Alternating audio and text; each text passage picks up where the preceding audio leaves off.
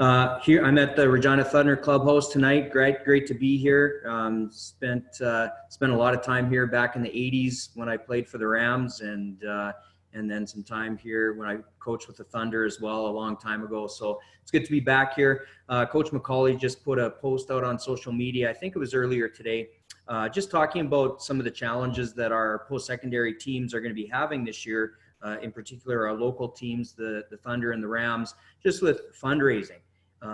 Not being able to count on a lot of the corporate support that they usually get because so many local businesses are going to be struggling financially just with all the economic slowdown that's been happening the last few months. So I know one thing that the Thunder are doing is they're doing a bottle drive tomorrow.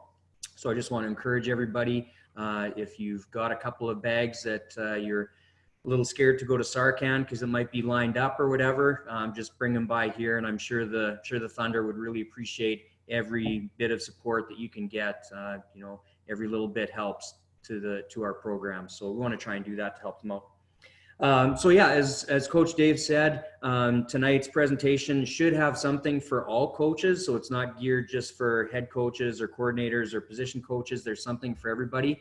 The last part of the presentation, the last half in particular, will be geared toward position coaches, but the first part will have some things for head coaches and coordinators to keep in mind as well.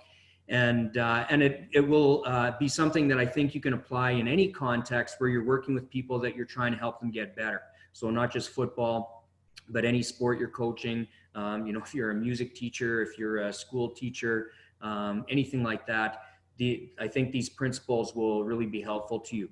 The last time I did my presentation, it was a philosophical presentation a couple months ago, talking about developing your coaching philosophy and creating culture in your program and things like that, which is philosophical. Tonight is more psychological.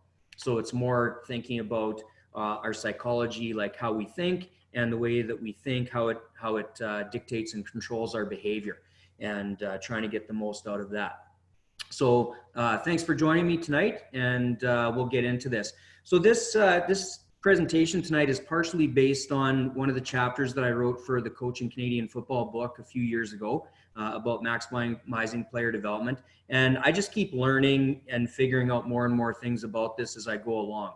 And so the chapter that I wrote in the book, a lot of the things are here, but there's a few other things that I've added. I just kind of have learned some things. I keep learning things every time I step on a football field, it seems, or in front of a classroom. I'm always learning things, how I can do things different. You'll notice a little bit of tie-in maybe a couple of times with the presentation that Coach Harrison did a few weeks ago, about a month ago. He did a presentation on the language that we use in football and kind of some do's and don'ts, or some maybe things that we do that aren't very efficient with the way we use words in football. And so some of those ideas will be a part of this, because I think the content in his presentation really ties in nicely with some of the things that I want to talk about. All right, so for their introduction, football is a practice sport. And what I mean by that is we spend way more time practicing than playing. When you think of other sports like hockey, for example, once you get into the hockey season, especially probably at any level of hockey, they're playing just as much as they're practicing. Sometimes they're playing even more. But football's never like that. Football, you're always practicing more. So we practice a lot. So it's obviously super important that we do everything we can to maximize that time. My firm belief is that players develop and improve in practice, not in games. Because as soon as you get competition involved, the competition is the most important thing. And certainly, in games, competition, that's what it is. That's why we play football, to compete. But as far as the improvement and the learning, competition generally detracts from that.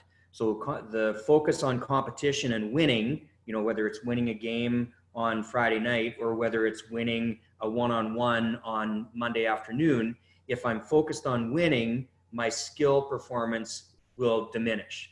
And so in practice, we're trying to focus on skill development, especially at the youth level, at the high school level, even at the post-secondary level. It's not really till you get to the pros where there's significantly less focus on skill, and it's really a lot more on the systems and that kind of thing. Football is also a late developing sport. So that's just something to keep in mind. that typically kids start football later than they start other sports. So if you compare it to soccer, hockey, gymnastics, swimming, those are all sports, excuse me, sports that kids can start when they're 3 years old.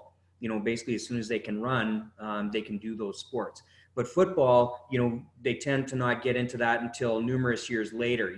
Tackle football, the youngest you're going to start is 8 years old. They might start flag football or touch football a bit earlier than that. But as far as tackle goes, they don't start till later. So a lot of the tackle football skills, especially blocking and tackling and block defending, things like that, getting tackled, those are things that develop a little bit later in an athlete's life. Like, not when they're adults, but just as they're older children. Football is also a highly physical sport. In other words, it's very technical because we've got so many different positions. There's so many different techniques that need to be learned by our players depending on what position they're playing.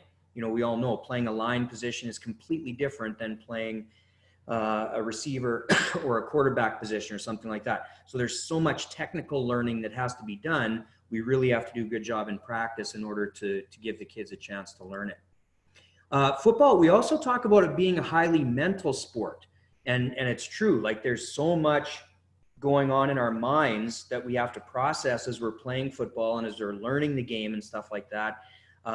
That's why this psychological approach to practice is so important, because psychology is about, it's about our behavior, but it's how our mental processes kind of dictate our behavior.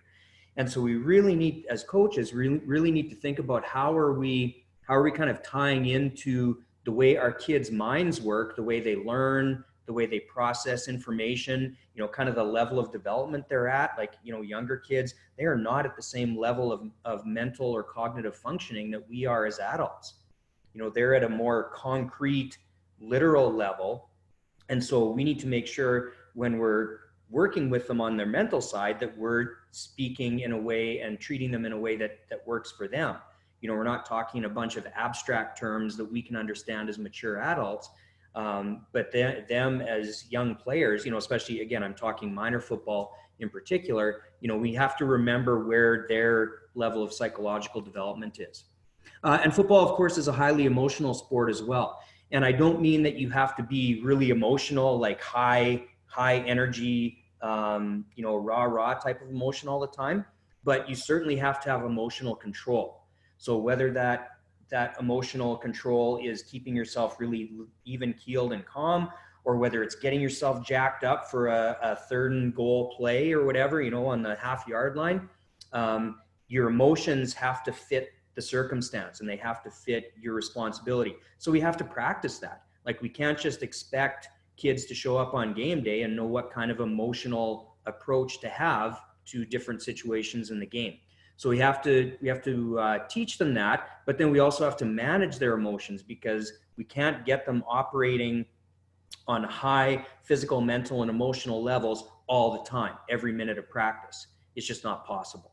And we're going to get into that a little bit more. It's not even possible for us to do that. And it's certainly not impossible for younger athletes to do that. And football is the ultimate team sport. And that's also why practice is so important, is because we have to take this whole team, a university junior team with 80 or 90 players, or a high school team with 40 or 50 players, or a bantam team with 30, or, down to a Mighty Mites team with 14 players. We have to take all those kids and we have to get them on the same page. And we have to have all of our coaches on the same page too. So we're going to be talking about that. So all of these things happen in practice. We've got to get all this stuff done in practice. Football is a practice sport, so we have a lot of practice time, but as most of us would say, we never get enough. There's never enough, and especially position coaches. In particular, I hear O-line coaches talking about that all the time. We need more individual time. So some position coaches never get enough, or running back coaches, might feel the same thing. They might feel like, my players always have to go work with the quarterbacks and work with the receivers and work with the O-linemen. They never get to just work on their skills. We need more practice time. So because practice time is precious, we've got to really manage it well. So not only managing our time, but also managing, as I said a minute ago, the physical, mental, and emotional focus of our players.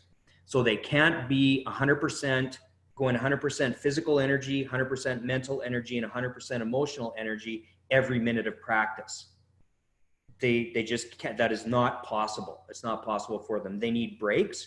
They need times where there is, okay, this is a time where we need to be really physically dialed in. So this is conditioning, for example, full physical effort. This is, you got to go hard. You got to give everything you got. The mental effort, that would be, the full effort might be in a learning time, learning a new play, or it might be when we're working on a new skill where you really have to slow it down physically, but mentally the players are really dialed in to what they're doing. Or maybe it's emotional focus. We have to manage the emotional focus. So put them in a high pressure drill or situation, and then help them to manage their emotion, to keep their calm, to keep their cool. If somebody cheap shots them or something like that, or the coach makes an unfair call in the drill or something, says that the player cheated or whatever. So we have to make sure that we're not expecting the players to do these things all the time, all throughout practice. There has to be some hard physical times. There has to be some hard mental times. There has to be some hard emotional times. There might be some really limited times in practice where all three are happening, but you can't expect them to do it for a full hour and a half, 2-hour practice. Even the top performers in the world, expert performers in things like concert violinists, the longest that they can practice is 90 minutes consecutively, and then they have to take a break. And these are people that are high level performers that have been practicing for years and years and years, and they're just masters of their craft. They have limits too. So if those experts have limits, if professionals have limits, certainly our kids have limits. Also, as coaches, this is something that kind of ties in with what Coach Harrison talked about a few weeks ago. We need to work together to make sure that the messages and the feedback that we give are consistent. Sorry if this picture's in the way. Whoops. There we go. It's kind of covering it up just with the different computer here.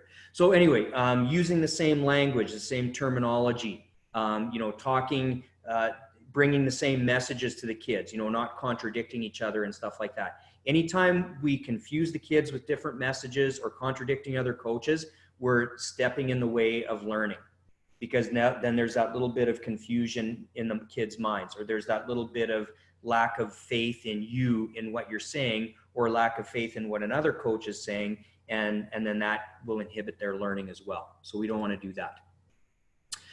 So this is kind of the format of the presentation, that I think to try and get the most out of practice as coaches, we need to focus on the 3 C's. And I call these coordination, communication, and challenge. So coordination and communication, coordination for sure is mostly about the coaches working together. Communication is going to be about the coaches communicating, and then also the coaches communicating to the players. So getting the players involved. And then the challenge, that's the part that's really specific in particular to individual coaches. So coaches that are teaching those individual position groups or working on individual skills for special teams or something like that. The challenge is going to come in on that part. So those are the people that are doing the drill work with the players during practice. Okay, so coordination first of all. So I put a definition, what I'm defining as coordination, and then I put a quote to go along with it. So the definition I'm giving for coordination, all coaches are on the same page and are working together to achieve team, group, and individual goals. So this is key for any organization, a football team, a school, a business. Everybody has to be pulling in the same direction. And if people are pulling in different directions or contradicting or undermining each other, as coaches, as leaders, the kids' learning and development will be severely inhibited. So we have to make sure we're all on the same page and we're working together. So I put a quote from Stephen Covey. He's the author of a pretty famous book called The 7 Habits of Highly Effective People. So he said, interdependent people, so those are people that work together, so you can be dependent, which means you need other people. You can't do it by yourself. You can be independent. You don't need other people because you can do it by yourself. Or you can be interdependent, which means you can do it by yourself, but you can do it better if you work with other people. So it's kind of that higher level. So interdependent people combine their own efforts with the efforts of others to achieve their greatest success. And that's what we're trying to do in football, right? Like that's what we're trying to do with our football teams every season, is as a group trying to reach the highest level of success we can. So starting with the responsibilities for the head coach, figuring in with coordination, the head coach has to cover all the big picture responsibilities. So the head coach has to take the lead in coordination. So the first thing that the head coach needs to do to make good use of practice time is the head coach needs to give the assistant coaches the practice schedule at least 24 hours before the first practice of the week. So if you're practicing Monday, then Sunday afternoon, that practice schedule has to be sent out to the other coaches because they need time to look through it and they need to plan. So the head coach gives the big picture for the week, and then the rest of the coaching staff will break it down into the specific details. Okay, so the head coach obviously is about the big picture. So the head coach should focus on what's our overall team focus. So what are the things we need to work on mentally, physically, or emotionally? And oftentimes the head coach will base that on what happened in the last game. You know, so if we played Friday, we had a couple days off, and then we're back to practice on Monday. The head coach has had some time to reflect. Hopefully your coaching staff gets together and debriefs after the game. You know, you kind of debrief your week and talk about what went well and what you can improve for next week.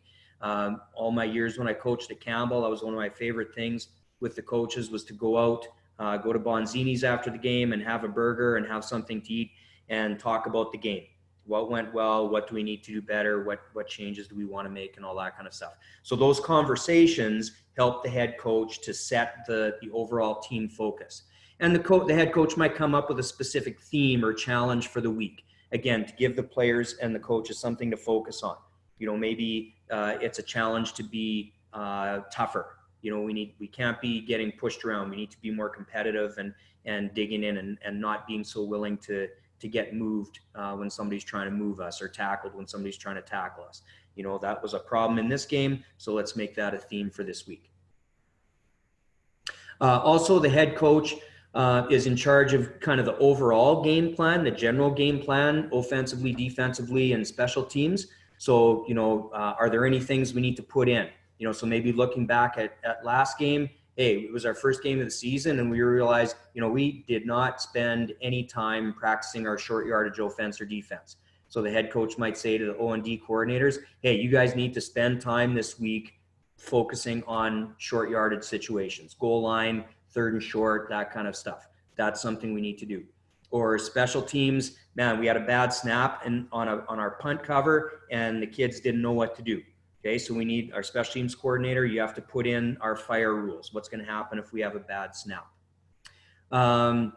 So a lot of it will be based on last week as well, you know, especially once you're at the high school and above level where you're looking at game film of your upcoming opponent. You know, that general game plan will also be based on who you're playing this week. Okay, so the head coach should have a good overall idea of what the upcoming competition is like, what kind of team they are, and again, what are some things that we need to focus on to give ourselves the best chance of beating that team. The head coach also oversees any team drills with a specific focus. So one of the things I always do as a head coach is we have a once a week team circuit period, usually about 25 minutes long. Every player on the team is doing a circuit of skill development, usually focused on blocking and tackling, those two skills in particular. Sometimes on ball security or trying to, you know, cause fumbles and stuff like that. And then sometimes some special teams skills thrown in as well. So as the head coach, that was something I oversaw. So that was my baby. And so then I had to tell the other coaches, okay, this is one thing we're doing Monday, day one, we're doing this circuit. This is what everybody's doing. These are the drills we're doing. Coordinator. So the coordinator, obviously coordination is something that coordinators have to do. So once the coordinator gets the overall week schedule, then the coordinators will break down their time. Okay, so the offensive coordinator will say, okay, this is how much time we need to do our O insertion period or reviewing our plays or whatever. This is the time when the QBs and receivers need to get together. This is the time when the centers and QBs need to get together. You know, those kind of things. They kind of oversee those general things. And I should just pause for a second. If you caught my first session back in March, one of the things that I talked about with the whole practice planning thing is kind of communication and chain of command. So the head coach makes the overall decisions, but there should be also a bottom-up communication as well. So the position coaches should be saying to their coordinators, hey, I need more individual time. You know, again, the O-line coach is going to be saying that every week. I need more indie time. And then the coordinator can mention that to the head coach and say, okay, my coaches would like a little bit more individual time, or we'd like a little bit more team period to practice situations. You know, we want to make sure we have a little bit of time to practice our short yardage plays this week, or we want to have a little bit of time to practice our second and long situations or whatever. So that coordination should kind of follow the chain of command. Position coaches, you know, 10 position coaches or 6 or whatever shouldn't all be sending emails to the head coach. The position coaches should talk to the coordinator. The coordinators then talk to the head coach. The head coach makes the decision and then sends the schedule back down again. Special team coordinator, really important. This is something that's special place in my heart because I love special teams. I know Coach Jackson's the same. The special teams coordinator often can tend to be like kind of a lone wolf because they're the coordinator, but they also, you know, work with all the different skills specific to special teams like kicking and punting and long snapping and holding and open field blocking and kick coverage and all those kind of things. Special teams coordinator has got to tie in the other coaches. Okay, so when it's that 10-minute or 15-minute special team period, that is not coffee break for everybody else, all the other coaches and all the kids that aren't in. Every coach should have a purpose every minute of practice. That's part of coordination. Okay, so if the position coaches are not helping the special team coordinator, then they should be working with the kids who are not involved, working on skill work. You know, so for example, on kickoff coverage, you probably have no offensive line players on kickoff coverage. So the O-line coach should not be responsible to help out with specials. The O-line coach should take that time and say, okay, I just got 10 bonus minutes to do skill development with my players. Okay, so make sure that you're coordinating all the help you need from the position coaches. And then the offensive and defensive coordinators, they can also coordinate any skill focus they want to do. So, okay, maybe the team did a circuit and it had a bunch of blocking drills and special team drills and stuff, but the defensive coordinator thinks, man, like our tackling this week was weak. We need to get better at tackling. So we need to do not only tackling in our position groups, but we need to do a circuit twice this week. And so these are the tackling drills we're going to do. And this is what each defensive coach will do for our little defensive circuit. So the coordinator will determine that.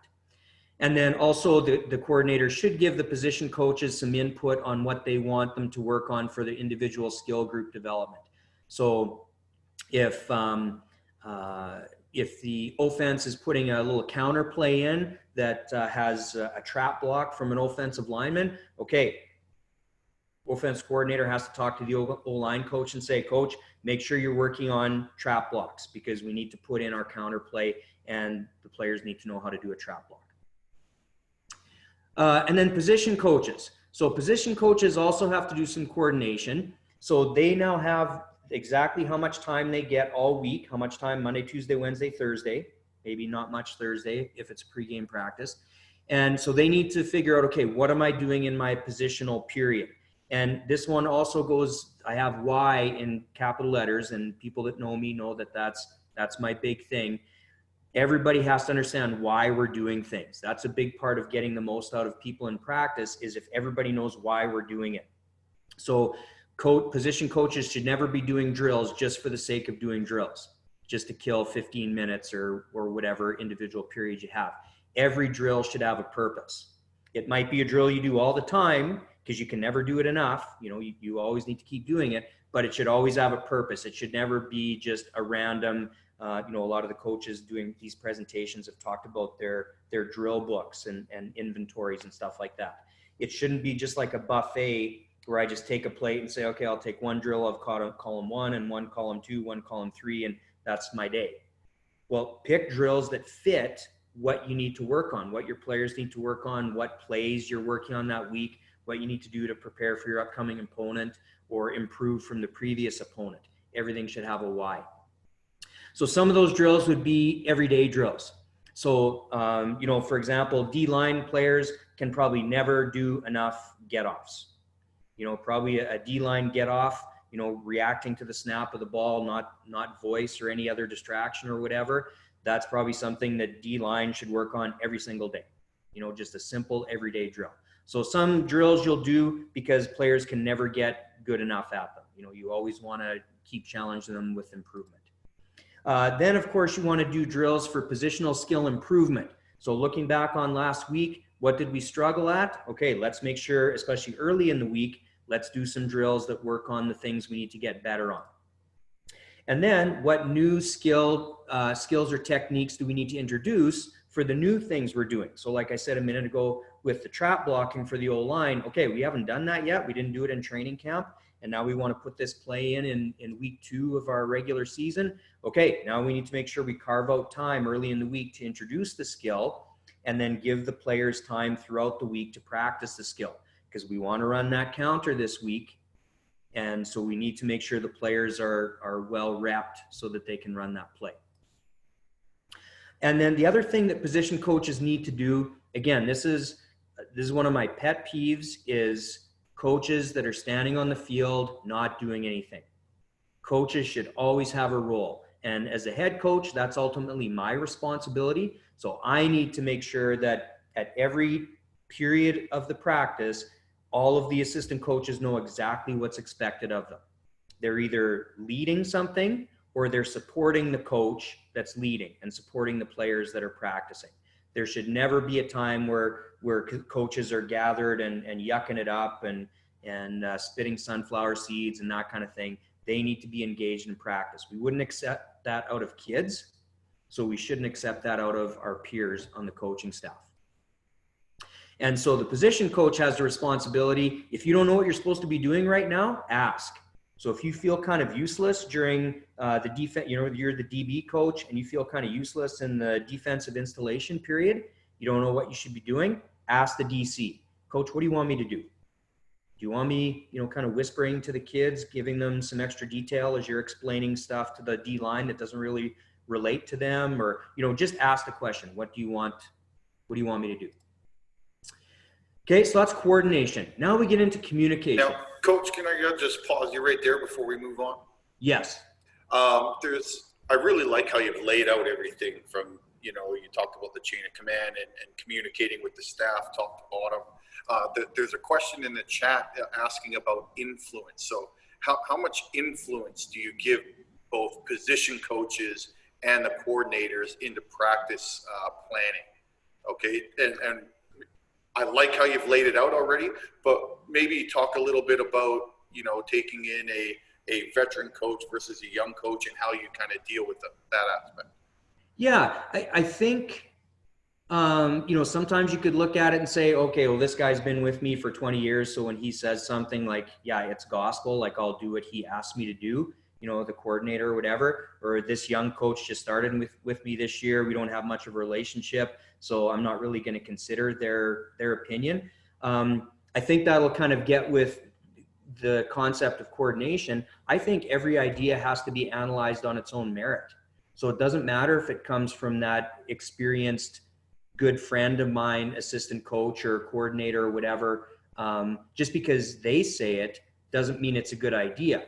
And if I decide not to do their idea, then I think I owe it to them to say, okay, I appreciate what you're saying, but I don't think it's going to work in the big picture of what I think we need to do this week, because ultimately the head coach has to be the final word, right? And then if that young whippersnapper coach comes up with a great idea, it would be wrong and arrogant of me and very prideful to say, oh, I'm not going to admit that guy came up with a better idea than me, or that girl came up with a better idea than me. I'm just going to stick to my thing. Like we're coordinating so we can win, so we can be successful. And so if somebody on my coaching staff, no matter who it is, they have a good idea, then if my pride is more important than the team's success, then I need to be somewhere else. You need to get a new head coach, because that's a bad head coach. But I think it's still important to have that chain of command. So I still don't want that whippersnapper coach sending me emails as the head coach, I want them communicating to their coordinator to make sure their coordinator's on the same side, like follow the chain of command, don't go over somebody's head. And then hopefully, you know, if I'm setting the tone of humility and being willing to listen to the people that I work with, hopefully I'm surrounding myself with that kind of people too. And my coordinators would do the same. So my coordinator would listen to that whippersnapper and say, hey, you know what, that's a good idea. I'll ask coach about that and let's see what he says or see what she says. Does that answer the question, Dave? Awesome. Thanks, Coach. Yeah, that's how I'd approach it, I think. Okay, so now we get to communication. So the definition I'm using is that the same message that's deliberately given by the sender is accurately understood by the receiver. So communication is two ways. And a lot of times we think of communication as just, you know, me right now blabbing and talking to you and giving you this PowerPoint. So I'm giving a message. I have no idea whether those of you that are tuned in this evening, if you're understanding what I'm saying. So that's the problem with communication. And I love this George Bernard Shaw quote. Again, it's covered up, but it says the biggest problem in communication is the illusion that it has taken place. Because a lot of times I think I'm being clear as a bell as I'm doing this presentation to you right now. I think I've got a PowerPoint that's straightforward and it's got some nice little pictures on it and stuff, but there might be somebody out there that's just lost right now. And like, what is this guy talking about? Where is he going with this stuff? So if that's the case, then my communication, our communication is not being successful. I talked to an Adam coach a number of years ago who told me that that his team, his offense had a 50 or 60 page playbook, offensive playbook, and every one of his kids knew every single play. And I'm like, Coach, you are drastically overestimating what you think your kids know. All your kids know is that all the kids in the middle that are playing O-line, all they know is the fast kid behind them, he's getting the ball and he's running to the outside. That's all they know. You can draw it up different ways. You can have different names and stuff. All they know is the fast kid's getting the ball. And somebody's going to stand in front of me and I guess I'm supposed to block them wherever I'm supposed to block them. I'm not really sure. So a lot of times, and I've seen this with my high school team, I teach a class called performance psychology, and a lot of this stuff in this PowerPoint comes from my performance psych class. And I do it every year where I talk about deliberate practice, which is the concept we're going to later in the presentation here. And I'll use a kid that's been on my football team to come up to the board and draw out a play, a basic play. And so, you know, a couple years ago, I had a kid, he was this is a grade 11 class. So he's grade 11. He's in his third year on the team. He started with us in grade 9, played D-line all 3 years, grade 9, 10, 11, you know, ran the same defense 3 years. And I asked him to come up and draw our 43 base defense on the board, where everybody lines up and what everybody's job is. He barely got the D-line right. Been on the team for 3 years. He knew where he went. He kind of knew where the other interior D linemen and the 2 edge guys went. He was a little bit foggy on the linebackers. He knew they were behind him, but he didn't know exactly where. And the DBs, well, hardly a clue. He figured out that we had 5 of them, but he didn't really know where they went. So, you know, I think we really overestimate how much our players know. And so that's why giving them opportunities to be tested, you know, okay, here, draw out this play. What's everybody's responsibility? You know, those kind of things to check their knowledge, see what they know, check how well you're communicating as a coach. Okay. But that's the same in any situation, not just our communication with our players, but communication with our fellow coaches. So we need to make sure as a coaching staff, we're doing a good job communicating. You know, it's like a marriage. If you think your spouse can read your mind, you're going to be in big trouble in your relationship. They can't. Even, you know, like I've been married for coming up 29 years here. And if I start to think my wife can read my mind and figure out that, oh, she should know that I'm coming tonight to do this presentation, no, I need to tell her, hey, I'm going to be gone Wednesday evening to do a presentation. Okay, so the head coach, again, takes charge of communication, distribute the practice plan, let everybody know what the important points of emphasis are, talk to the coordinators. What things do they need to do for the coming week? Communicate the big picture observations. Again, overall, what did we do well last game? What do we need to do better last game or last week? You could include practice as well. Focus on mental, physical, and emotional aspects of the game. And then communicate the big picture areas. So this would be something probably that would be done in your first meeting of the week, or a high school team or a post-secondary team, or your first practice of the week in your little pre-practice meeting. Hopefully as a minor football coach, you get the kids together for a short, 1 to 5 minute chat before practice, just to kind of give them the big picture of what we're doing today. Coordinators have to do a lot of communicating because, again, coordinating is all about, communicating on multiple levels. So again, the coordinators need to communicate the practice plan to the position coaches, talk about things they need to focus on this week. Again, give the big picture observation. So offensively, what did we do well? Defensively, what did we do well? What do we need to improve on? Those kind of big picture messages for the team this week are important. And then also, what are the things we need to do offensively, defensively, special teams wise coming up on this week? And it really helps if you build on the head coach's message. So if your message is consistent, if the head coach's message is given and then the coordinators support it and the position coach supports, all the position coaches support it, that's really good. When I say support it, they don't have to be the same. So the head coach might say to the team, that was a crap effort last week. You were so lazy. There was people quitting on plays all the time, blah, blah, blah.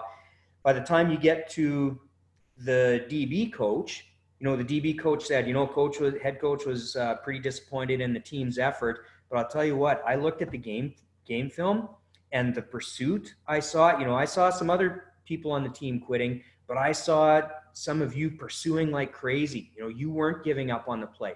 There was a lot of people giving up on plays last week, but I didn't think you were. So you're not contradicting the head coach. You're not saying head coach is full of crap. You're saying head coach is right, but for you guys, I think I saw something different. And I think if the head coach looked at just specifically at us, at our group and how we did, they would have a little bit of different perspective on how the game went. So build on the head coach's message. It doesn't have to be the same, but it should complement it. Communication. So again, this can happen in meetings. So if you've got the luxury as a high school team or a post-secondary team to have meetings before you hit the field, that's a great time to give that information, because the less talking you can do on the football field, generally the better. So if you do the majority of your talking in practice or in meetings, that's usually a better use of time. But if you can't, if you're a minor football coach, and you just want the kids there 10 minutes before practice so you can go over a few things, then that's the best you can do, and that's fine too. Okay, so now position coaches. They've got a lot of communicating they need to do. Okay, so first of all, I think it's a good idea for the position coach, after they got the week schedule, I think the position coach should kind of pencil in the drills and the things they're doing during the week, and then send it back to the coordinator and just say, Coach, what do you think? This is what I've got planned for the week. It's just kind of an accountability thing. It shows you're organized. It shows you're fitting in with what the coordinator wants done this week. And it also gives the coordinator a chance to say, oh, you missed something. You remember we were getting killed on cut blocks last week. And we talked about making sure we work with the players on defending cut blocks. Oh yeah, right. Okay, I'll put a couple of drills in for that during the week. So that's where that kind of communication is really helpful. Again, position coaches, communicate your big picture observations to your group. Okay, so mentally, physically, and emotionally, how did your group do? And like I said, your message might be a little bit different than what the head coach said. Head coaches are kind of goofy. And I'm saying that because I am one, and I know some of you that are watching are head coaches too. But if you're a defensive-minded head coach, the way you view the team's performance in practice or in games will always be through a defensive filter.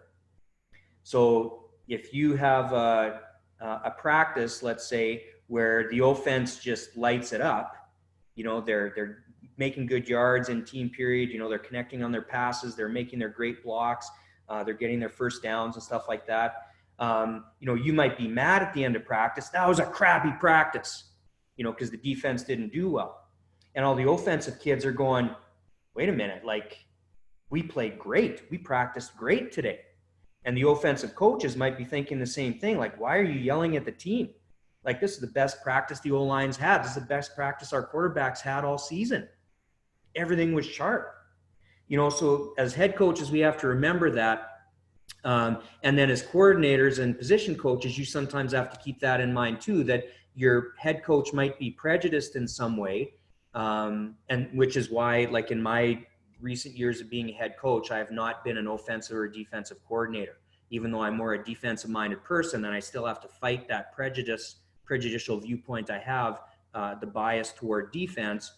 I coordinate special teams so I can be involved with all the kids, but I try and stay away from specifically being directly involved with offense or defense, because I want to try and head coach the whole team, not just half the team. And then give the players in your group the big picture focus. This is what we need to do this week.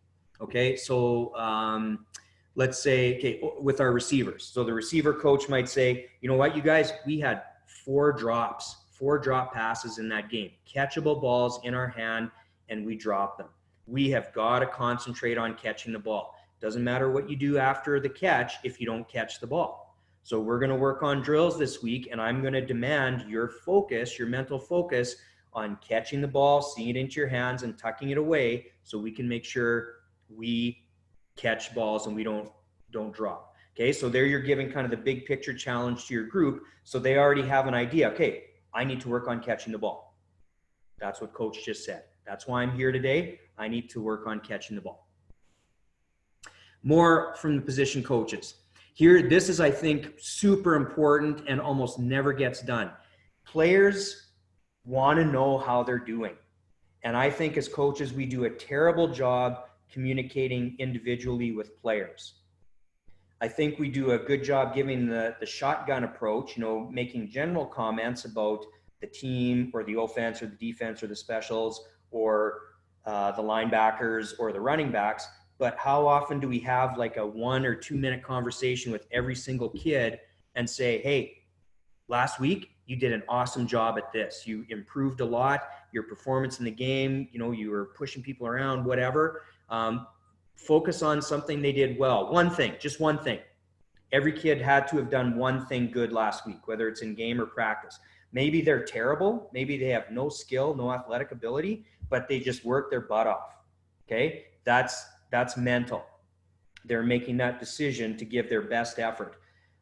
So commend them on that. Give them a pat on the back. Hey man, you did an awesome job with your effort last week. You never took a drill off. You were always concentrating mentally. You're always putting in a full physical effort. Keep it up. That's the kind of thing we need. And then give them one specific area of improvement to focus on. Just one thing. Okay, so it might be a mental thing. You might say to one of your DBs, hey, you know, you keep getting beat in man-to-man defense because you're peeking at the quarterback all the time. You need to work on your eye discipline. Okay, so you need to give them specific stuff. Tell them specifically what they're not doing well enough and specifically how to correct it. Don't say, hey, you sucked in your man-to-man coverage. What does a kid do with that other than feel bad? Okay. Also give them something they have control over, something they can do something about. Hey, you're too slow. Well, they can't fix that this week. You know, that's an off-season thing. So don't give them the criticism that they need to be faster. Yeah, it's true. They do need to be faster, but that's not something they're going to improve in a week. Okay, so give them something that they can improve in that week, whether it's a mental skill, a physical skill, or an emotional skill. Maybe they need to keep their cool. Maybe they need to settle down and not be so jacked up. You know, you can give them those specific things and say, this is what I want you to work on this week in practice. Keeping yourself in an even keel. Even when you make a mistake, even if somebody cheap shots you or whatever, take a deep breath and just keep your cool, keep your focus. That's your emotional challenge for the week. And then also, if just at some point You can give your kids a little reminder or a little challenge at the beginning of practice. Hey, remember, this is what I want out of you today. This is what I want you to focus on. This is what I want you to really work on. That kind of thing, that gives them the mindset for the rest of practice. Oh yeah, I have to work on my eye discipline. Don't look at the quarterback. Just focus on my man. Focus on my man. And then that kid is thinking about that every drill you do, every one-on-one you do, every pass skeleton rep you do. And then if you go to team period, you know, they've got that. That's my thing today. Eye discipline. Watch my man. And then at the end of practice, give them a little bit of follow-up. So, you know, if you do a little breakdown with your group at the end of practice, you know, instead of just, you know, giving the usual stuff, okay, make sure you get a good sleep, make sure you drink lots of fluids or whatever. We're sweating a lot, it's hot out. You know, take 15 seconds with each player and give them some feedback, specific feedback. Don't say you had a great practice today. Tell them what they did really well. You were hustling all the time. You were communicating. I could hear you yelling all over the field. You're communicating with your teammates, calling out routes and calling motion by the offense and all that kind of stuff. Awesome, man. That's exactly what we need. Okay, so give them that praise, or if there's constructive feedback. Hey, you're the safety. You need to take charge. I need to hear more out of you. Okay, you were too quiet today. I need you to be calling out formations and I need you to be calling out motions. So make sure tomorrow when you come to practice, let's be on that. Let's be really communicating. Okay, now we get to the kind of the nuts and bolts, which is the challenge. Okay, so we've got coordination, working together as coaches, communication, communicating with each other, and then communicating with the players, being really clear. Now we need to challenge the players. The only way they'll improve is if they're challenged every day. Okay, they have to be challenged. And this can be difficult for us as coaches because, especially when you're working with younger athletes, like on a minor football team or even a high school football team, you can have a big discrepancy in skill level and experience. You can have some kids that are star athletes and know the game really well and are very skilled. And then you have some that are just starting football. They don't understand a lot of the things mentally. They don't have the skill base. They don't have maybe the coordination or the strength or the speed or whatever. And you have to try and run practices with that whole range of players. And that's tough. That's tough to try and run practices in a way that's meaningful for every level of player. So my definition of challenge is risking failure by working beyond your comfort zone in order to improve. Okay, so we're all followed where Emerson said, unless you try to do something beyond what you've already mastered, beyond your comfort zone, you'll never grow. So that's what challenge is all about. It's getting outside of our comfort zone, forcing the players to get outside their comfort zone where they are now risking failure. Because if they're in their comfort zone, they're not risking failure. They've got it. They can do it. But we will never be successful, never reach our potential unless we push ourselves outside of our comfort zone and we risk failure. We risk taking a chance and not succeeding and getting beaten. You know, that's part of high level, is that you have to be willing to risk failure. So we have to make that part of our practices every day, that the players are put in a position where they need to work really hard, because if they don't, they're going to fail. And even if they do work really hard, concentrate, focus, full effort, mentally, emotionally, physically, they still might fail. But that's the only way they're going to improve. So there's a couple of things that I would suggest. One is the whole part whole method. So this is kind of your overall practice plan. So, and your weekly plan. So whole part whole means you start with the big picture. So if I'm the defensive coordinator and we're going to put in our cover 3 defense this week. Okay, so what we would do is we'd get all the players on the defense and we just kind of put them on the field or do it on the chalkboard or both, ideally both. And then, okay, this is what our cover 3 defense is. Cover 3 means we've got 3 players deep. It's a zone defense. Here's where our underneath players go. Here's what our D linemen need to know when we're playing zone defense. So you give kind of the big picture. You give the whole concept. Okay, so then they think, okay, cover 3 defense. I understand the basic idea. Then you break it down into the parts. So now each individual position has to know, what is my job to run this cover 3 defense? What are the skills that I need to improve on? And so you break it down into the parts. And then once everybody's worked on the parts, all 12 positions on the defense, then we can put it back together again Maybe not all 12. Maybe we might just put together the linebackers and the DBs and just work on the zone drop part, making sure everybody's going to the correct zones and adjusting to a rollout and those kind of things. And then we add the D line.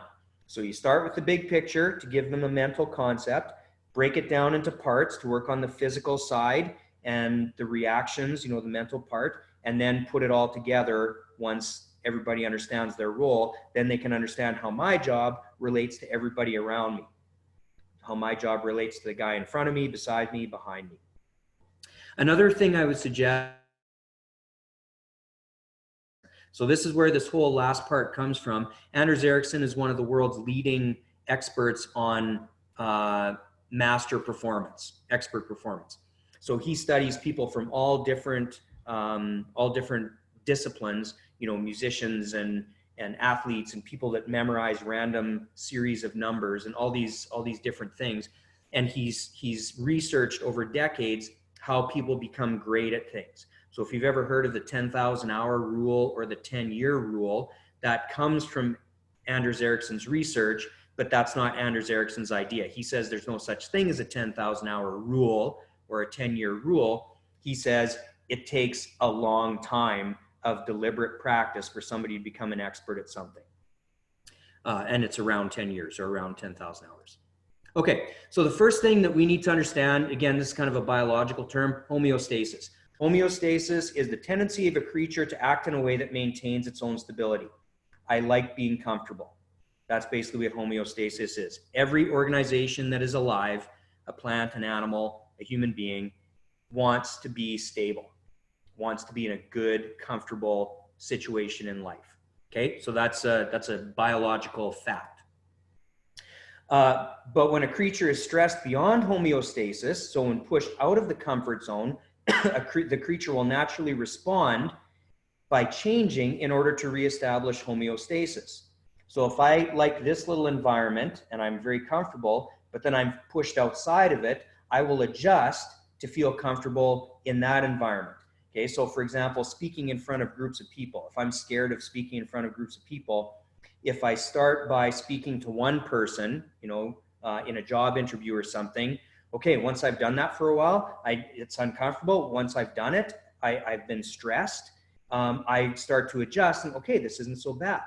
And now maybe I can do a presentation in front of a panel of 4 or 5 people. And then maybe, once I've done that for a while, I change and I'm comfortable with that. And now I can do something even more difficult. So that concept kind of figures in with our athletes. They like to be comfortable. They like to do what they're good at. They don't like to do things they're not good at yet. And so we have to force them to do things they're not good at yet. So this little graph kind of explains different zones that players can be in during practice. And 2 of them are really bad. One of them is nice for them, but it doesn't really help. And then there's one that's really the good one. So on the bottom axis, you've got the level of skill. So the further to the right the athlete is, the more skilled they are. And then the vertical axis is level of difficulty that you're asking them to do, the task you're asking them to do. So the higher up that axis, the more difficult it is. Okay. So if you've got a player that's really skilled and you're asking them to do something that's really simple, that's not difficult, they're in the boredom zone. Okay. You're getting them to do something that they mastered years ago and they're bored. It's a complete waste of time to them. So they are not getting anything out of that practice time. On the other hand, if you ask a kid that has very little skill to do something super difficult, you're putting them in the panic zone. You're putting them in a no-win situation. They have 0 chance of being successful. They know that and they're petrified. They're just going to freeze up. They're not even going to try because there's no point. So both of those 2 ranges, I put them in red because you don't want your athletes there. It's a waste of time. In between where the level of skill is just a little bit above the level of difficulty, that's the comfort zone. That's where everybody wants to be. I want to do something that I'm good at. If you get me to do a drill that I'm doing for a long time, it's kind of challenging, something to do with, maybe a receiver catching a football on 1 foot or, or one hand catches or something like that. And I'm pretty good at that. I've been practicing that a lot. I'll do that all day long because it's comfortable. It's fun. When we're in the comfort zone, we're having fun. Where we want the players is the challenge zone. So the challenge zone is where the level of difficulty is just beyond the player's level of skill. So we want to try and push them so when they're in that challenge zone, their risk of failure is high. There's a good chance they're going to fail. They're going to make some mistakes. And that's when the learning and the development happens, because then hopefully they're motivated to try and improve. So the idea of homeostasis can apply to fitness training as well. I'm just going to skip past this just because of time. So if you're a phys ed teacher, oops. See if I can go back. There we go. If you're a phys ed teacher or personal trainer, you've seen those words before. And all of those things are about intelligently getting people outside of their physical comfort zone. And we can take those same principles and apply them to skill learning and mental learning and stuff like that. 4 levels of skill development. This is something we need to understand where our athletes are at. So they might be at the level of unconscious incompetence. That means they're no good, they're incompetent, but they're not aware of it. Maybe they think they're good. They're great in the backyard playing against their little brother or little sister. But as far as real football skills go, they're not very good. So as coaches, we need to tell them, okay, these are things you need to work on to get better, because these are some deficiencies you have. Once we get them past that part, we get to conscious incompetence. So now the athlete realizes, oh yeah, I'm not very good. I do need to get better. I do need to get these skills going. And so I'm aware of that now, and I'm going to try and focus on getting better. Then we get to conscious competence. So that means as they've been focusing on improving, and as they keep mentally focusing on doing things right, executing the drill properly, doing the exact proper footwork, being really deliberate with my 3-step drop as a quarterback, whatever. When I'm thinking about it, I'm good, when I really concentrate on it. But then when I don't think about it because I'm in a competitive situation, my skills tend to deteriorate. And then ultimately, we want to get the players to unconscious competence. So that means they've mentally practiced and physically practiced so often that now they don't have to think about it. It's the old-fashioned term muscle memory, that idea that something is so ingrained, something is positive that's so ingrained. I mean, you can have negative muscle memory too. Negative unconscious would be unconscious incompetence again if you develop bad habits. So the whole thing we want to try and go for is deliberate practice. So there's practice, we can practice, but if we're not practicing deliberately with a purpose, with a real understanding of why, we're not getting good value out of it. So again, why are we doing every single thing we do in practice, every minute of practice, why are we doing that? And I always tell my players, anytime during practice, you can ask me, Coach, why are we doing this? And if I don't have a good specific answer for you, we'll never do it again.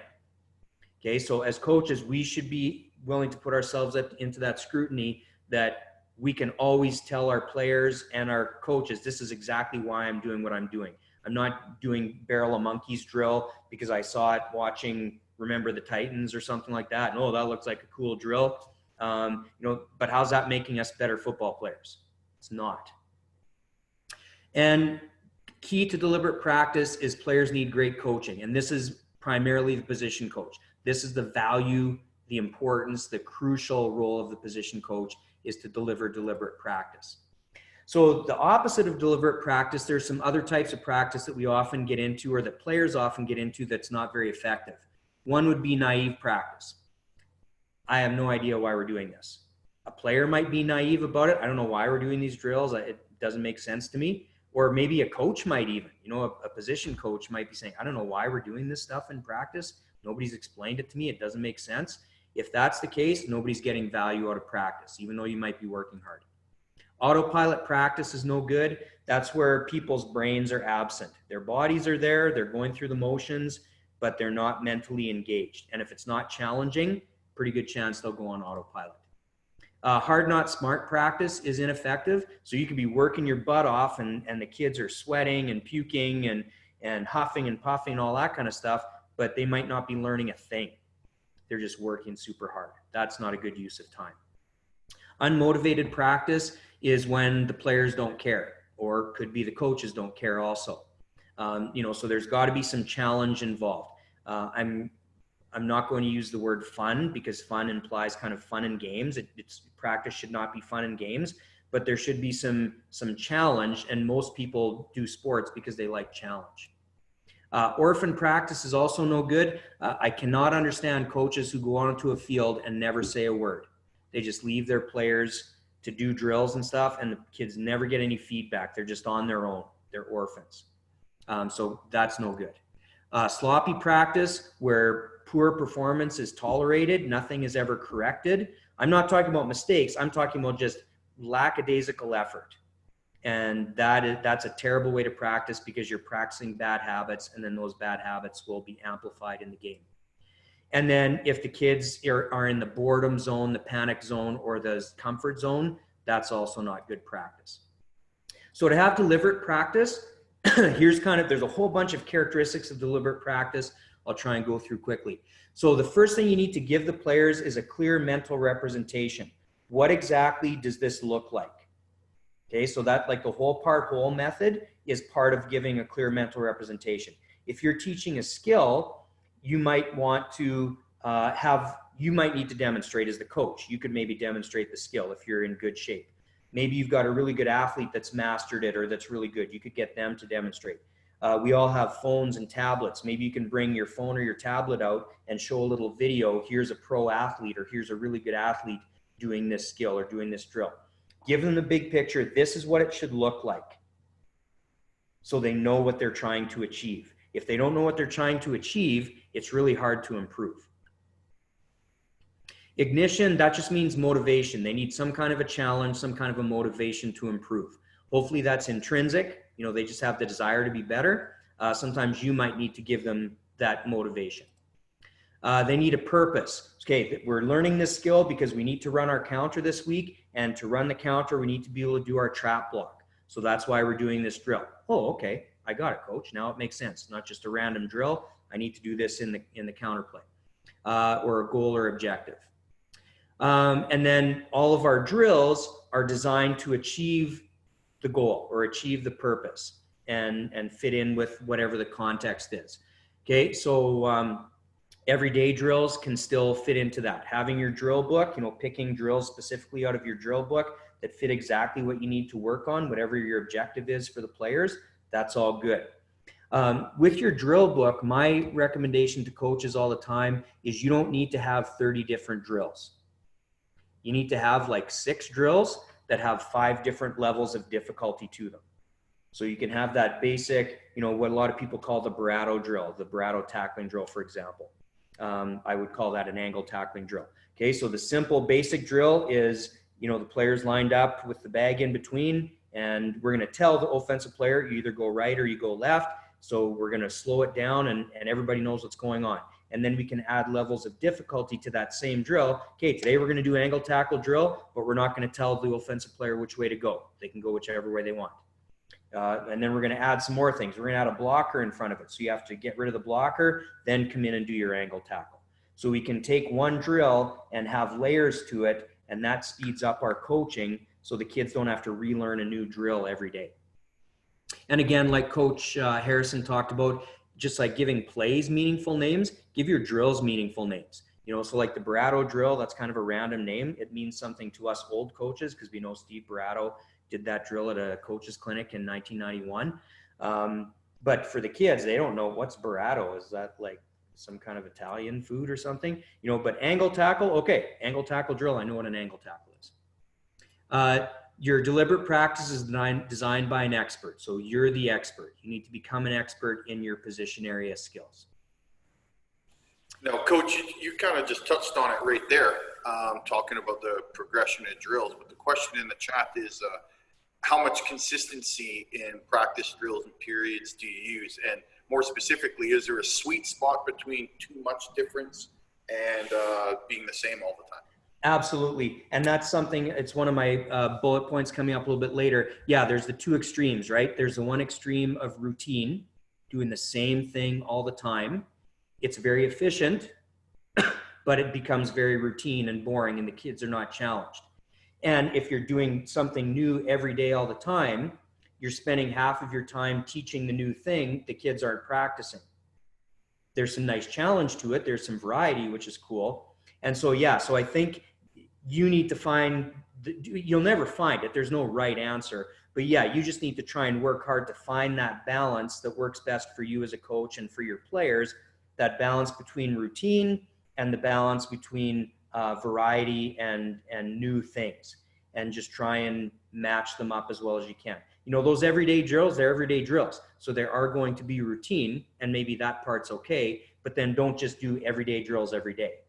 Make sure you are doing some new things, adding some new skills and some new challenges and some new nuances, you know, like defensive line, you know, there's all sorts of little hand fighting progressions you can go through for defeating blocks. You know, there's some challenging things you can do. Yesterday we did, you know, wax on, today we'll do wax off or whatever. Coach, if I can add on to that as well, because you can listen to your players too. Sure. Right? And you can watch your players. If you see your players slacking off in drills and things like that, they're, you know, non-verbally telling you that, you know, you might need to switch it up a bit. And at the same time, if your players, they might come up and tell you, hey, I like this progression, or I like this new drill and stuff like that. So you can get the feedback from there as well. Yeah, and you brought up a great point with the body language. You know, if you give the kids the outline, this is what we're doing today, and they roll their eyes, or they kind of go, you know, they look up and their shoulders drop, you know, you're not challenging them. You're not giving them something that they want to build on. If you tell them what they're going to do, and they start going like this, like they don't have a clue what's going on, and they start backing up, like I want to go to the back of the line, that's also a bad clue. If you tell them what they're going to do, it's like, all right, let's go. Okay, now we found the sweet spot. You know, when they're ready to rock and roll, that's kind of what you want to go for sure. Another thing to keep in mind is with deliberate practice, often it's based on using established and broadly accepted training methods. So if it's worked for a long time, it's probably good. It's probably sound. So when I played defensive back here for the Rams back in the 80s, Rick Seaman was my coach, one of the biggest mentors in my life. And the technique he taught us for making a break as defensive backs was the T-step. 90 degree angle, stick your foot in the ground and push off the opposite direction to go to the receiver. So when I became a coach, I taught the T-step. And I kept working with Rick when I'd come and help out with Rams camps as a young guest coach and stuff like that. And I think he went to Notre Dame with the Rams coaches one year, Notre Dame, South Bend, and watched the DB coach. And the DB coach was doing a chop step. So instead of sticking your foot in the ground, doing a chop step concept, kind of a new way of doing things. And so I kind of thought about that. And even though the T-step had been what I learned, and it worked, it was good, it was fine, I kind of thought, well, that chop step fits in with my concept or my belief that DBs should never stop their feet. Whether they're in man or zone, their feet should always be moving. And so I went with the next one. I went with Rick's innovative approach, you know, because it made sense to me. It wasn't some random crazy idea I got off the internet. It was like, hey, this is, you know, here's something new. Think about it. Does it fit? Try it. Okay, well, maybe it works. So you don't have to just stick with the tried and true. Oftentimes there's new ideas that work well. Try and use objective measurements to evaluate performance and improvement. Okay, so objective measurements for skills would be body position, body movement, stuff like that. So that's where using, again, your phone or your tablet in practice. I know university teams and junior teams often have the luxury of filming practice. So you can film the players and show them, they can see what they're doing in practice, but that rarely happens in high school or below. But hey, you're the position coach, like just take your phone out and just record the kid doing the drill, and then, hey, come take a look at yourself. What do you see? What did you do well? What do you need to do better? And so you're using objective measurements. You're not just saying, oh, that was really good, or oh, that was terrible. Well, that doesn't tell them anything. What's the body angle? What's the body movement, position, all that kind of stuff. Provide practice activities specifically designed for the learner to improve. So every drill has a purpose. It's not just random. It's not a time filler. It's not because we've always done it that way or my coach always made me do it. There's always a reason for everything. The environment should be competitive in deliberate practice, but for the most part, it should be competitive against myself. Okay, we don't, as soon as we get the players competing against each other, then again, the focus, the mental focus and the emotional focus is on beating the other person rather than improving myself. And so you want to try and challenge the kids to compete with themselves. Sure, there's going to be some competitive times in practice, but those typically are not the best places for skill improvement. But you still need the kids to compete with themselves. Hey, this is where you're at yesterday. Where do you think you can get today? How much improvement do you think you can make? You know, those kind of questions. Also with deliberate practice, you want to provide challenge zone tasks for learners regardless of their skill level. So that's where that angle tackle drill is really good, because we can say, okay, this new kid that doesn't have much skill, when he's at the front of the line, okay, tackler, you're going this way. We're going to tell or ball carrier, you're going this way. We know which way you're going. Okay, so junior, that's not very good. Okay, make sure you're taking your first step with your left foot because you're moving with your left, and then get your shoulder pad into the thigh of the ball carrier, you know, give them the little coaching points. Once the really good player comes to the front of the line, oh, okay, Jane's up at the front of the line. All right, Jane's really good at angle tackling. Okay, ball carrier, you can go wherever you want. So within the drill, you can change the rules so that it's appropriate for the kids that are in the drill. The more talented, skilled kids get the harder version of the drill. The less talented, less skilled kids get the easier version of the drill. And again, that's a lot more something that would have to be dealt with at the minor football level and maybe high school, but post-secondary, that shouldn't be a factor, hopefully. Deliberate practice demands near maximal mental effort, so it's not fun. So it's not physical effort necessarily. A lot of times you're going to do things slowly. You're going to slow it down. You're going to go step by step because it's that so technical. You need them to focus on every single little thing, every little foot movement, every little elbow movement, you know, every little head position or hip angle or whatever. You have to get them to focus on mentally focus on doing it perfect. This is not an emotional time. It's not usually a high physical time. It's a high mental time. And that's what makes it so tiring, because we're not used to putting that kind of mental effort consistently for a prolonged time. So that's why you have to give a break now and then. Really important for deliberate practice is specific feedback. So the coach has to be specific. They can't say, great job, or no, that was no good. Those comments are useless. They are not specific. You need to give them specific feedback. This is exactly what you did. You got a great takeoff because you kept your shoulders low coming out of your 3-point stance, and your initial step was nice and short. It was that nice 6-inch jab step, so you didn't overextend and lunge and end up standing up or whatever. So tell them specifically what they did that was good, or tell them specifically what they did that was bad and how to improve it. Okay, so always give them that how to improve it. A lot of times too, when kids make mistakes, they go to the back of the line, right? If you're doing a drill and you've got 6 players in line or 8 players in line, they go to the back of the line. Something that's really good to do, give them the feedback. Hey, go to the front of the line, do it again. I just gave you the feedback. I gave you the one thing, just give them one thing. I gave you the one thing to try and work on and improve. Okay, let's do it again. Try that drill one more time. Let's try and focus on that one area of improvement. That also is part of deliberate practice. Give them a chance for a do-over right away.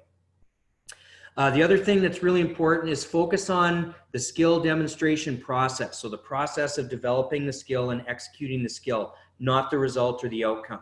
There's nothing that makes me more crazy, you know, than being in practice and, you know, in a one-on-one or a pass skeleton or a team period or something, and some defensive back is in the totally wrong place, used terrible technique, and makes an interception because they're in the wrong place. And everybody's like, woo! And all the defensive coaches thinking, this is great, great play, great play. It's like, no, that was a terrible play. They did everything wrong. They didn't line up properly. They didn't do proper footwork. Their eyes were in the wrong place. They got lucky and they made an interception. So don't focus on the outcome. And same thing on the other side. If a kid loses a drill, loses a one-on-one or gets beat on a play or something like that, but they executed their skills really well, then awesome. Don't give them crap for getting beat. Give them praise because, hey, your footwork was awesome. You didn't stop your feet. You kept them moving and you exploded after the player. You know, you got unlucky. You slipped on that patch of grass there. So maybe just try and keep your feet a little bit more under your hips. but your footwork, other than that, was outstanding. So, don't focus on the result of the play. Focus on the skill. Another mindset we have to have as coaches, we have to embrace mistakes, and we have to encourage the kids to embrace mistakes. That's the only way they're going to learn and improve. So we have to get this mindset, get rid of this mindset that mistakes are bad. Mistakes are only bad if they were made from a lack of physical, mental, or emotional effort. Then mistakes are bad. But if the effort mentally, physically, and or emotionally was good, then mistakes are very good, because they're trying, they're taking risks, they're going outside their comfort zone, and they failed.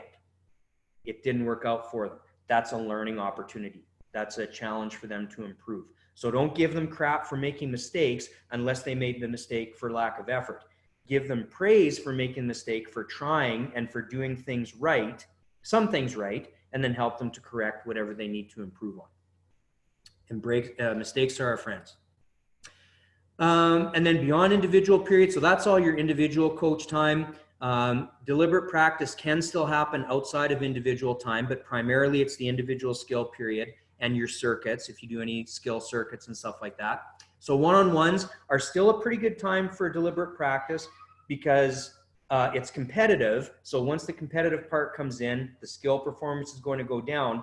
But the good thing is you've got two players in a one-on-one. You've got an offensive player and a defensive player, and you've got two coaches. So you've got two eyes on every player. So every player in the drill in the one-on-one gets feedback on how they did. So one-on-ones are still a pretty good opportunity to work on deliberate practice by giving specific feedback. Once you get to partial simulations, like your inside run period, your pass skeleton and stuff, now there's so many moving parts, it's pretty tough to focus on deliberate practice. So when you get to those parts, like once you get to inside run and pass skeleton, those periods are not geared for skill development. The skill development happens in your individual period. It's evaluated in one-on-ones. And then once you get to inside run and pass skeleton, now you're working on execution. You're working on the mental side of the game, everybody doing their job, knowing where to block, knowing what route to run, knowing what gap to fill, knowing what zone to get to. It's all about kind of working together. It's the big picture stuff. So deliberate practice the skill benefits are very low once you get to these partial simulations, and even lower once you get to team period, like doing a 12-on-12 or a 9-on-9 or whatever. Because once you do that, as coaches, what's everybody looking at? Everybody's looking at the ball.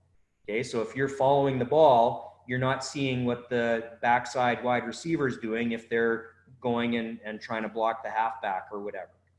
You're not seeing any of that stuff to give them feedback. So with your partial simulations in your team period, it's really important for position coaches to be involved and to still try and give feedback to the players so they can give some feedback. But again, the DB coach is trying to watch 5 kids spread across a 65-yard field. They can't give meaningful feedback to all 5 kids after every pass skeleton rep or every scrimmage rep. You can only give a little bit of feedback maybe to 1 or 2 of the players or whatever. So the benefits of deliberate practice are a lot less once you get past one-on-ones. So how to apply these principles? So again, just some review: provide specific, meaningful feedback every rep. After every rep a kid does in practice, they should get feedback on it. What did they do well, or what do they need to improve on, or both? Have this something that you can really help them with is help them identify their signature challenge. Every kid, if you coach them, if you're giving them the same feedback, they're going to realize, okay, my first step's not very good, or I tend to take my eyes off the ball just as it's getting to my hands or whatever. Okay, so then when that kid drops the ball in practice, you don't have to say, hey, keep your eyes on the ball. You just say to them, hey, what happened on that play? How come you dropped the ball? Oh, I took my eyes off the ball. Okay, well, what do you need to do? Got to look the ball into my hands. Get them to coach themselves by understanding the skill and recognizing what they need to improve on. Try and ask more questions. This is a hard one for me to remember because I'm directive. I talk all the time. I don't ask enough questions. So as a position coach, try and ask your questions, ask your players questions like, okay, how do you feel using this technique? How does this drill feel to you? Do you have any challenges with it? Do you think there's, do you understand why we're doing it? Ask some questions to get the players to give some feedback. Be open to alternative strategies, kind of like Coach Jackson asked with that question before about the way you're doing your individual period. Maybe the players, they'd like to do things in a different order, or they'd like a little bit more variety, or they like this one drill. Let's do that every week or whatever. Be open to what they have to say. They're not running the show. You're still running the show, but you can still take their input. Like we talked about, this was your question earlier, Coach, find the balance between routines and new challenges. So it'll probably never be perfect, but always try and find the balance. Try and focus on the 3 F's. So focus, the player focus on what they're supposed to do. Feedback, they take their feedback that is given by you, and then they fix it. They try and improve based on the feedback you've given. This is a general rule that I've used for years that I think is super important. Always make a big deal about big effort. Whether a kid makes a great play or a terrible play, or anywhere in between, if they put in big effort, there's nothing better than that. Okay, so I'm a big believer in that. Like, I don't yell a lot in practice anymore. I used to yell a lot, but as I've got older, I've yelled less. But the one time I will always yell, and it sounds like I'm mad. If you don't hear what I'm saying, it's a mad yelling voice, but I'm yelling at a kid like, "That was outstanding effort. Did you see that pursuit?" I'll just get excited. So the entire field stops. It's like, whoa, what's coach yelling at? Oh, they're yelling at that kid, but saying good stuff, that they put in a big effort. Wow. I'd sure love it if coach stopped practice and said I was putting in a big effort like that. So it's kind of that Albert Bandura psychology, try and get the learners to learn from other people, not just, to learn when other people get feedback, then they benefit from it. Reward commitment, so when the kids keep trying, when they never give up in practice, they keep failing, but they keep trying and stuff, give them a pat on the back. Give them the reward for that. So just to conclude quickly here, because I know I'm over time as I usually am, the 3 C's, coordination, communication, and challenge. So work together, that's coordination. Communicate, make sure everybody's on the same page from the head coach down to the players. And then really strive for challenge in your practice. That's the key to deliberate practice, is getting the players in the challenge zone mentally, physically, and or emotionally all the time.